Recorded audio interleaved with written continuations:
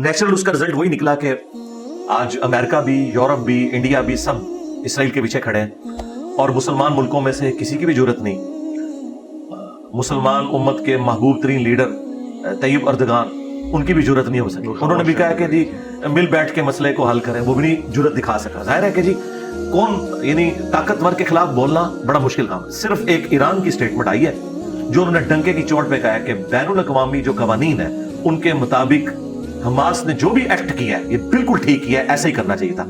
हैरान कुन बात यह कि हमास जो है सुन्नी अहले हदीस वहाबी तंजीम है और ईरान शिया, लेकिन उन्होंने सपोर्ट किया। हिजबुल्लाह शिया, उन्होंने सपोर्ट किया हमास को। सुन्नी किसी में जरूरत नहीं। उसकी वजह यह है कि सुन्नियत जो है ना वो शैतान कहते इस तरीके से हाईजैक हो चुकी है कि उनके अंदर एक खिलाफत या पॉलिटिकल सिस्टम ऑफ इस्लाम इसकी तरफ खत्म हो चुकी है। जो डॉक्टर सरार साहब ने अपनी वीडियोस में कहा था कि सुन्नियों को बेशक बुरी लगे ये बात, मैं सुन्नी होते हुए ये कह रहा हूं कि ये आपके अंदर एक कमजोरी है जो शिया के अंदर नहीं है, उसकी वजह से वो सपोर्ट कर रहे हैं और हमारी भी मॉरल सपोर्ट है। बाकी रह गया जो जिहाद और क़िताल वाला मामला है, मेरा ख्याल है कोई भी एनजीओ यहाँ से मुजाहिदीन भर्ती ना करे। अगर ये करने का काम है तो हमारी फौज का काम है। अगर उन्हें कोई इस तरह की एक्टिविटी परफॉर्म करनी है तो प्रेशर डाल। उसकी वजह यह है कि रिसोर्सेज उनके पास है। आजकल की जंगें तलवारों के साथ नहीं लड़ी जाती, लेटेस्ट असले के साथ लड़ी जाती हैं। ये जज्बाती जुमले हैं कि हम जो है वो दुरूशी पढ़ के तो कामयाब हो जाएंगे या जिक्र करके, ये बिल्कुल नॉनसेंस बात है। और मैं आपके कैमरे की वसातत से आपकी आवाम तक एक और बात भी पहुंचाऊंगा। एक मिथ मशहूर की है इन्होंने, मुसलमानों के पास असला कम था, मुसलमानों ने रोमन्स और पर्शियंस को उलट दिया, सहाबा किराम ने ईमान की बरकत से। ये भी गलत बयानी की गई है। ये कभी नहीं हुआ कि खालिद इब्न वलीद यहाँ से तलवार लेके निकले और सामने से बंदा जो है क्लाशनकोफ लेके आए, तो खालिद इब्न वलीद को तो उसने नजदीक भी लगने देना था। असला बराबर का ही होता था, उधर भी एक तलवार इधर भी एक तलवार। हाँ, ये हो सकता है तादाद कम ज्यादा।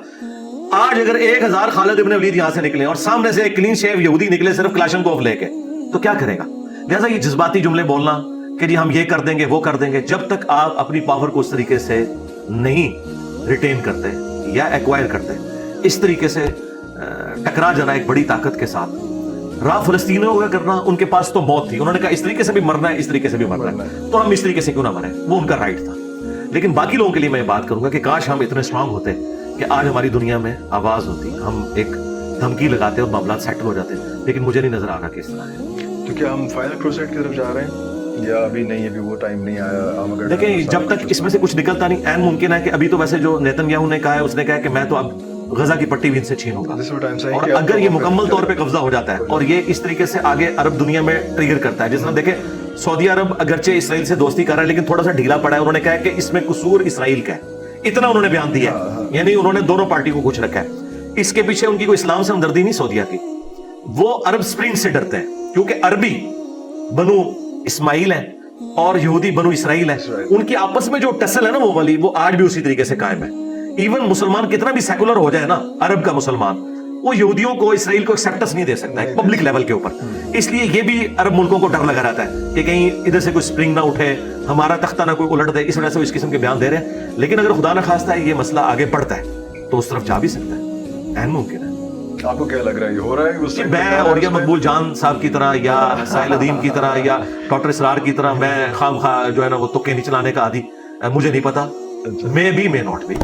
जब होगा तो फिर आप हमसे पूछ सकते हैं। वो तो फिर हो चुका होगा, फिर क्या? नहीं, फिर आपने पूछना है कि हमने करना क्या है। हाँ। अच्छा, लेकिन पहले अगर मैं आपको बताऊं तो उसका कोई फायदा नहीं है, उस वक्त की सूरत-ए-हाल का तो उसी वक्त पता चलेगा ना। देखें, ग़ज़वा हिंद के नाम के ऊपर कितनी इधर जिहादी तंजीमें बनी, ठीक है।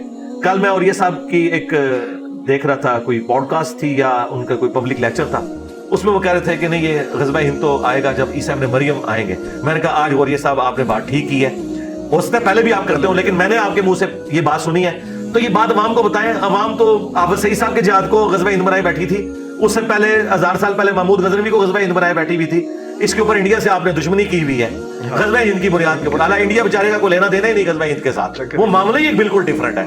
मैं कतई इस हक में नहीं हूं कि इंडिया पाकिस्तान आपस में लड़े, ये को एग्जिस्ट करे और अपनी गरीब अवाम को पॉवर्टी लाइन से ऊपर लेके आए। चाइना ने पूरी दुनिया के तखमीने फेल कर दिए। आज तक यही था कि जी सिर्फ जो यूरोपियन मुल्क हैं, जो ठंडे मुल्क हैं, वो तरक्की करते हैं। देख लें, आपके एशिया के एक मुल्क ने 30 सालों में 90% आबादी को पॉवर्टी सर्कल से ऊपर ले आए। तो अभी हमें ये करने की जरूरत है, ज्यादा फोकस जी इसी के ऊपर फोकस होना चाहिए। حدیثہ کے حوالے سے بات ہوئی تو آپ اس سائڈ پہ جاتے ہیں یہ انٹر گلیکسی ٹریول اور پورٹلز اور سارا کچھ جو آج کل بڑا ایک صاحب نے جو صاحب کہہ رہے ہیں انہوں نے ایک جملہ خود بولا نا کہ میرے تخمینے ہیں یہ قرآن و سنت نہیں ہے, تو میرا خیال یہ جواب کافی ہے. ہمارا موقف یہ ہے کہ ہم قرآن و سنت میں بس اتنی بات کرتے ہیں جتنی آئی ہے, جب پریکٹیکلی کوئی چیز سامنے آئے گی تو ہم اس کے بارے میں بات کریں گے, may be may not be.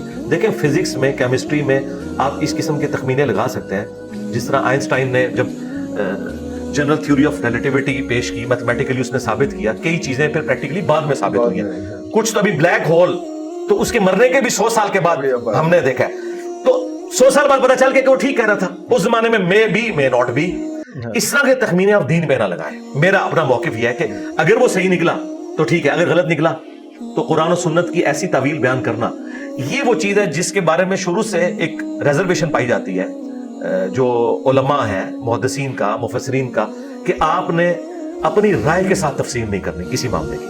البتہ جب کوئی چیز ایگزیکیوٹ ہو کے سامنے آ جائے نا, سائنٹیفکلی کوئی چیز ثابت ہو جائے, اپنی رائے کے ساتھ تفسیر میں اپنی رائے ایڈ نہیں کرنی. نہیں, رائے ایڈ نہیں کرنی. ہاں, اگر کوئی سائنٹیفکلی چیزیں ثابت ہو جاتی ہیں, جس طرح جب تک ہم نے الیکٹرانک مائکروسکوپ نہیں بنائی تھی 1980s تک, ہمیں ایمبریولوجی کی فیلڈ میں بہت کم معلومات تھی.